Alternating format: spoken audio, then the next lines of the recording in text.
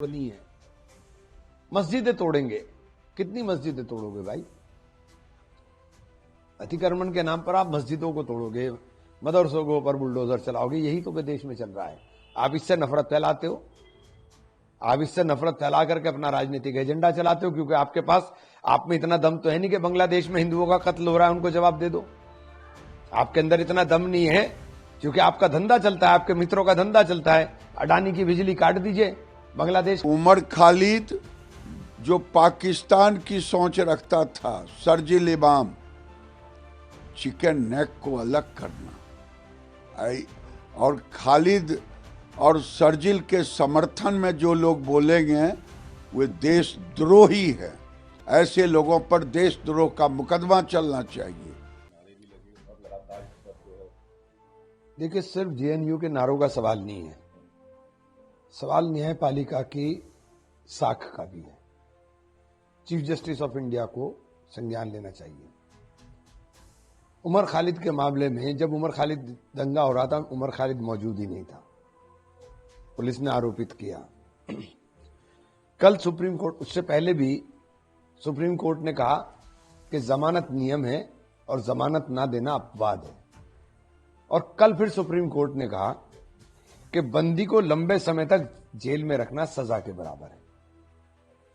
और supreme court ने यही नहीं कहा, सुप्रीम कोर्ट की double bench justice Sanjay Kumar और जस्टिस आलोक आराधे की पीठ ने धन संशोधन मामले में एमटेक प्रवर्तक अमित धाम को जमानत पर रिहा करने का आदेश देते हुए टिप्पणी की, यदि राज्य अभियोजन एजेंसी या संबंधित अदालत के पास अनुच्छेद 21 के तहत आरोपी के जल्द सुनवाई के मौलिक अधिकार को सुरक्षित रखने का कोई साधन नहीं है, तो राज्य या एजेंसी सिर्फ इस आधार पर जमानत याचिका का विरोध नहीं कर सकती कि कथित अपराध गंभीर है। ये टिप्पणी कल की सोनम वांगचुक, उमर खालिद, ये सीधे जिस तरह से हो रहा है तो ये सवाल खड़ा करता है। और निश्चित रूप से न्यायपालिका की साख अगर गिरेगी तो ये बहुत खतरनाक होगा देश के लिए।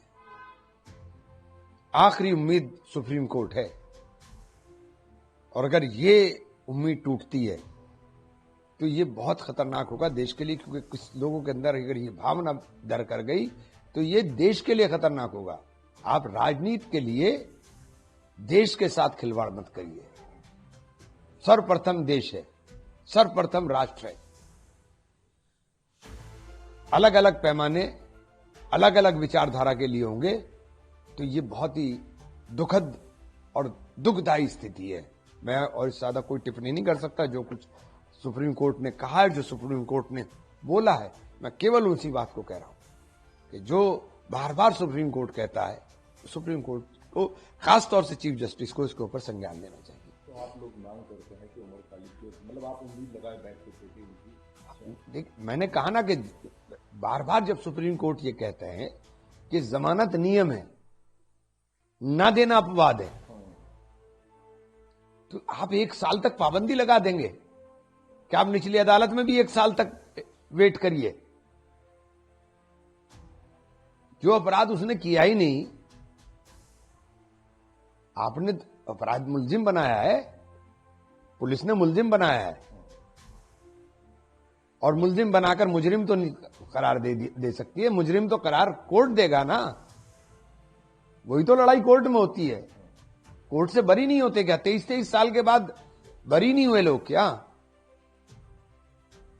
5 साल जेल में रहते हुए हो गए, और अब अगले 1 साल और लगेंगे, और उसके बाद आप केस भी खत्म कर देंगे। इसकी 6 साल जिंदगी तो बर्बाद कर दी ना। कौन जिम्मेदार होगा? क्या उन जिन एजेंसीज के लोगों ने इनको जेल में रखने का काम किया, उनके खिलाफ कार्रवाई होगी? बड़ी बात है आप इस चीज का। सोनम वांगचुक को क्यों जेल में डाला हुआ है? आपका जो भी विरोध करे जेल में। वहीं अगर दूसरी तरफ देखें तो जिनकी दोष हो चुका है सिद्ध, और वो करार है, जब चाहे गुरमीत राम रहीम हो बाबा, वो उनको पैरोल 40 बार पैरोल है भाई, 40 बार पैरोल है। ये जब स्थिति होगी देश में तो असंतोष तो होगा, असंतोष तो होगा, धक्का तो लगेगा लोगों को। संसद जी, कल रात जो है दिल्ली के अंदर एमसी एक मस्जिद है, उसके बराबर में एक अवैध निर्माण हो रहा था, उसको हटाना, वहां भीड़ ने उनके ऊपर पथराव किया, नारेबाजी की। भाई अतिक्रमण नहीं हटाना है, मस्जिदें तोड़नी है, मस्जिदें तोड़ेंगे। कितनी मस्जिदें तोड़ोगे भाई? अतिक्रमण के नाम पर आप मस्जिदों को तोड़ोगे, मदरसों के ऊपर बुलडोजर चलाओगे, यही तो देश में चल रहा है। आप इससे नफरत फैलाते हो, आप इससे नफरत फैला करके अपना राजनीतिक एजेंडा चलाते हो, क्योंकि आपके पास, आप में इतना दम तो है नहीं कि बांग्लादेश में हिंदुओं का कत्ल हो रहा है उनको जवाब दे दो। आपके अंदर इतना दम नहीं है, क्योंकि आपका धंधा चलता है, आपके मित्रों का धंधा चलता है। अडानी की बिजली काट दीजिए, बांग्लादेश का इलाज हो जाएगा, लेकिन आप नहीं काटोगे। आपके ऊपर फर्क नहीं पड़ता कि कौन हिंदू मर रहा है कौन नहीं मर रहा है। बंगाल का इलेक्शन आपको निगाह में है, वहां की नफरत आप बंगाल में बुलाने का काम कोशिश करोगे। लेकिन हम कहते हैं इतने कायर और इतनी डरपोक सरकार शायद पहली बार हो कि बांग्लादेश जैसे मुल्क के सामने हम बोलने की हिम्मत नहीं कर पा रहे।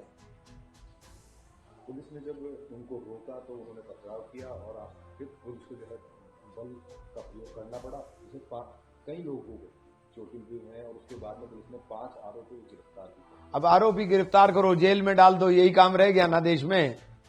मुसलमान का जीना मुहाल कर करके लोगों को आप दिखाते हो ना कि हमने मुसलमान का जीना मुहाल कर दिया, लेकिन ये 25 करोड़ है, दुनिया में कोई नहीं लेगा, ये रहेंगे यहीं,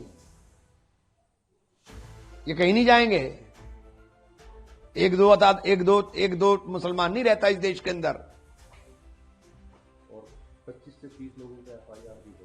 अब वो तो सब चल रहा है बहुत। देखिए अच्छी स्थिति नहीं है कुल मिला के। वहीं यूपी का कल जो है FIR पहले फेज का जो कंप्लीट हुआ है उसके अंदर लगभग 4 करोड़ से ज्यादा मतदाताओं के नाम हटा 2 करोड़ 70 लाख 69 लाख। हाँ। क्या देखिए SIR होना मतलब मैं इसको अंदर इन्होंने किया है, लेकिन अभी जो ड्राफ्ट आया है उसका पूरी तरह से अध्ययन नहीं किया कि उन्होंने करा क्या है। पूरी तरह से हम अध्ययन कर लें तभी इसके ऊपर कोई टिप्पणी दे पाऊंगा, क्योंकि मैंने अभी लिस्टें मंगवाई, दिखवाता हूँ कि क्या है ड्राफ्ट लिस्ट के अंदर, किस तरह से आया, कितने वोट कटे हैं, कितने रहे हैं। सहारनपुर में भी 4.5 लाख वोट कटे हैं। सहारनपुर शहर में सबसे ज्यादा वोट कटे हैं। तो अभी देखते हैं ना कि क्या है, क्योंकि अगर शहर के अंदर लगभग 25% से ज्यादा वोट कटा है तो ये तो अपने आप में बहुत बड़ा सवाल है ना कि इतनी भारी तादाद में अगर वोट फर्जी थे तो फिर इन चुनाव का क्या हुआ जो पहले चुनाव हुए? फिर इन चुनाव का क्या है? मतलब 16% वोट हमारे जिले में कटा है, सहारनपुर नगर के अंदर 25% वोट कटा, तो फिर ये चुनाव का क्या रहा? खुद इस पर यूपी के जो वोट की बात थी, मुख्यमंत्री योगी आदित्यनाथ ने भी सवाल उठाए थे। देखिए बूमरैंग भी कर सकता है, जिसलिए आपने किया था ना, ये बूमरैंग भी कर सकता है कि ये आप ही को लगे, कुछ नहीं पता है अभी।